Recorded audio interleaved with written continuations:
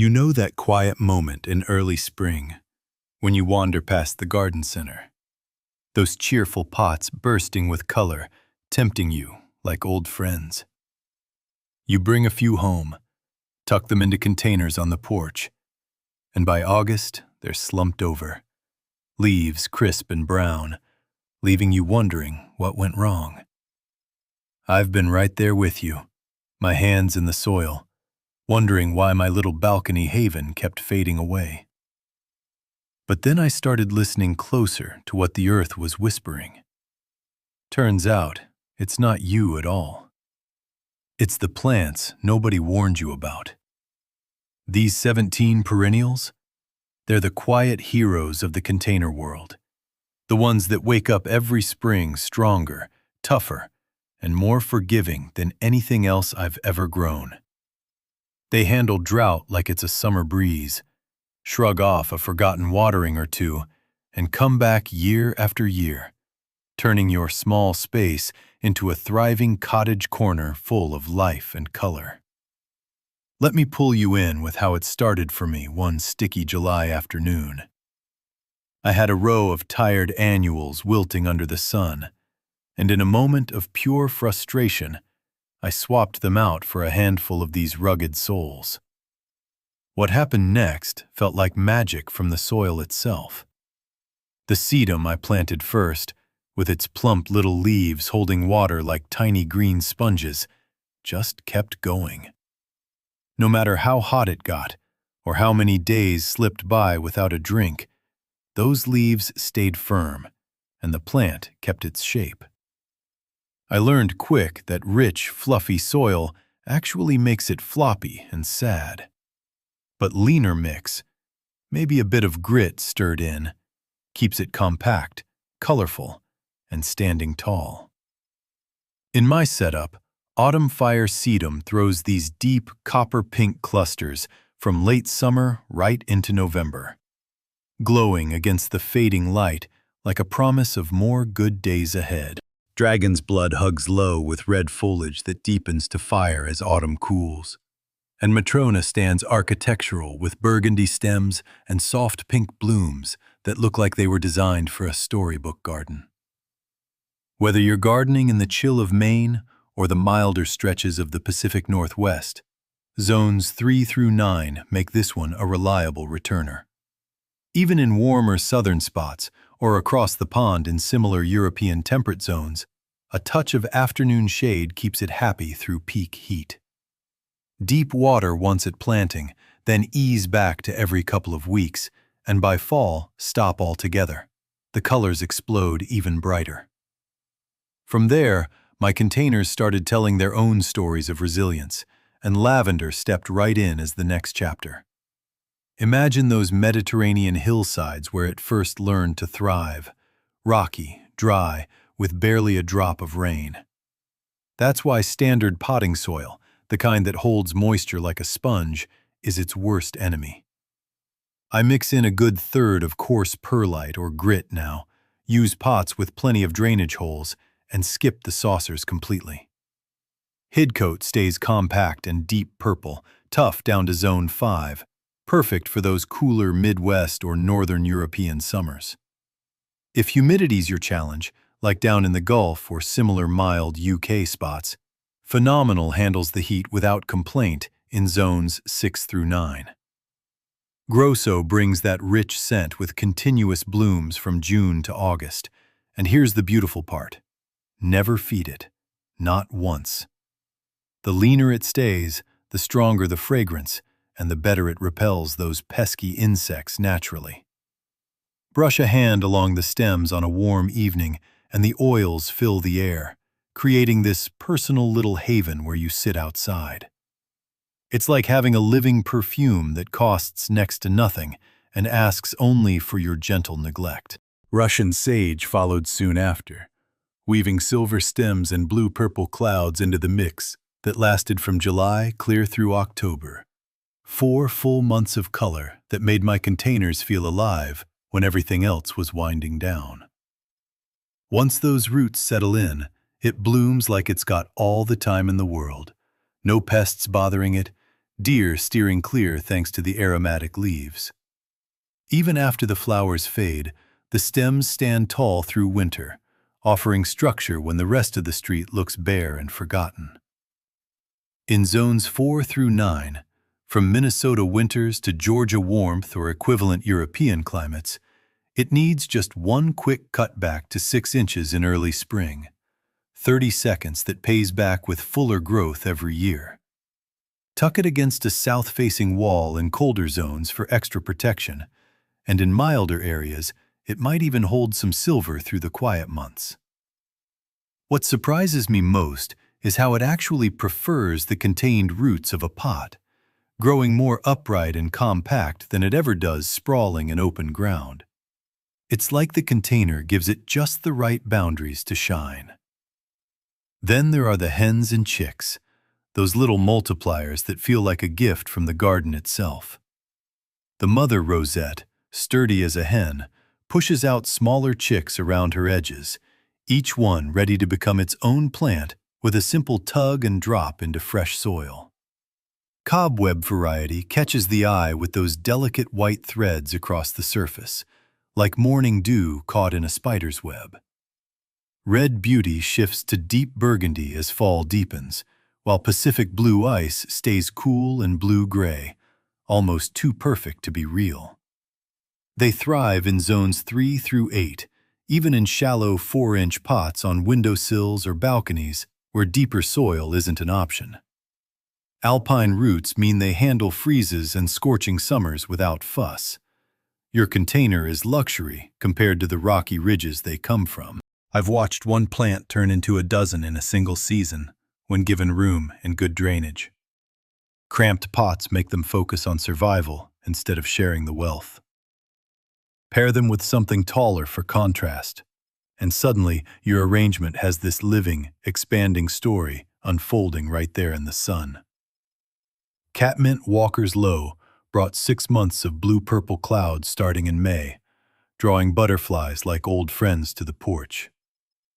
The gray-green leaves release this herbal scent when brushed, keeping biters at bay while the blooms keep coming. In midsummer, I cut the whole thing back by half. It looks rough for a week or so, then rebounds even fuller. Zones 3 through 8 suit it perfectly, with weekly water once established, or afternoon shade in hotter southern edges or European heat waves.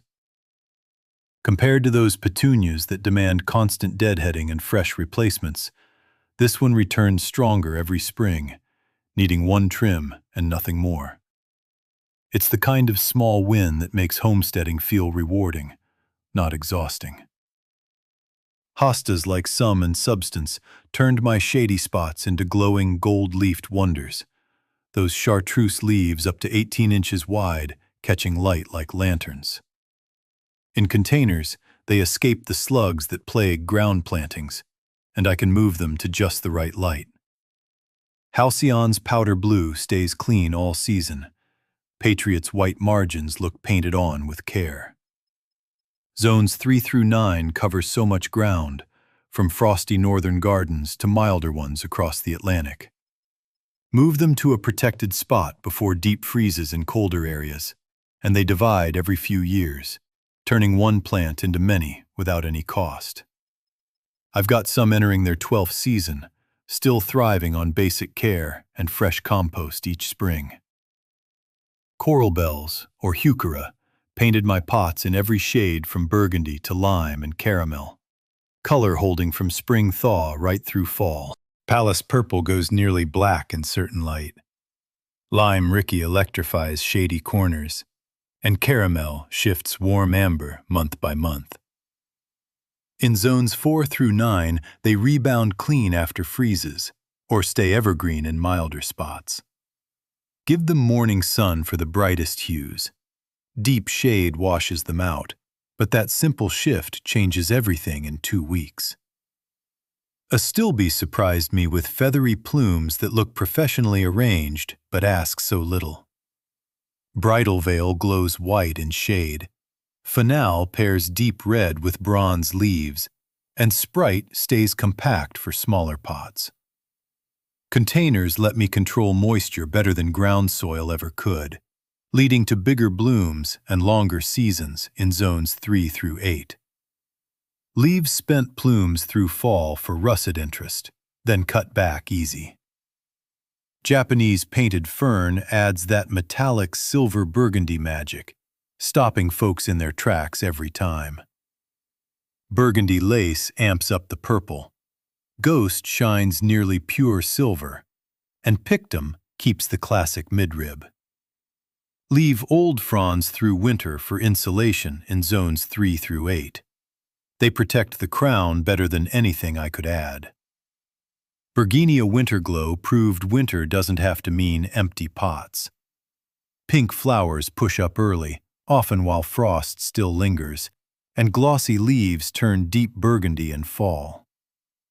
Drought-tolerant and tough in zones 3 through 8, it thrives on forgetfulness, flowering before I even think about other plants. Black-eyed Susan brought golden masses from July to October, drawing goldfinches right to the seeds I leave standing. Goldsturm stays compact and reliable. Prairie Sun adds fresh green centers. Cherry Brandy brings copper warmth. Zones 3 through 9, and it gets better each year as roots strengthen, compounding beauty with zero extra work. Lamb's ear is the one that truly gets lovelier the less I touch it. Those silver hairs reflect sun and trap air, but overwatering flattens them and invites rot. Big Ears grows dramatic leaves. Helen von Stein skips flowers for pure foliage punch. And it invites gentle touches from passers-by in zones 4 through 8.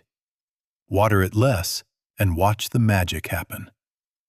Daylilies like Stella de Oro bloom for months with buds opening one day at a time, multiplying every few years for free extras. Happy Returns handles heat well. Purple de Oro adds depth, zones 3 through 9, with evergreen options in milder winters. Ornamental Grasses bring movement and sound. Carl Forster standing tall with plumes that feed birds through winter. Blue fescue mounds low and blue-gray. Cut back once in late February, and it returns fuller in zones 4 through 9. Coneflower blooms 4 months, seeds for birds, and self-sows freely. Magnus Purple stands strong. White Swan tolerates shade. Hot Papaya doubles the drama in zones 3 through 9. Hellebores in the Ice and Roses series bloom right through snow, from December to April, with evergreen leaves holding structure year-round. Burgundy, white, pink. They turn winter containers into flower-filled surprises in zones 4 through 9. And rounding it out, that evergreen sedum like autumn fire ties everything together with sculptural rosettes that shift to copper in fall and hold through frost. Woven through all this is the soil health that makes it all possible. Drainage is everything, so I always add gravel at the bottom and check that water runs free in seconds. Container size matters too. Go at least 16 inches wide for thermal mass that protects roots in freezes, whether you're in a Zone 5 freeze or a European winter chill. My mix is half good potting soil, 30% perlite, 20% compost, refreshed with a top dress each spring. It feeds slowly, builds biodiversity, and keeps things organic without fuss. Companion ideas?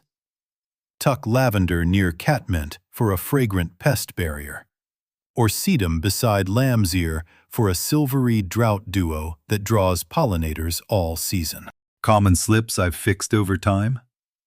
Overwatering in heavy soil, switch to grit and watch recovery.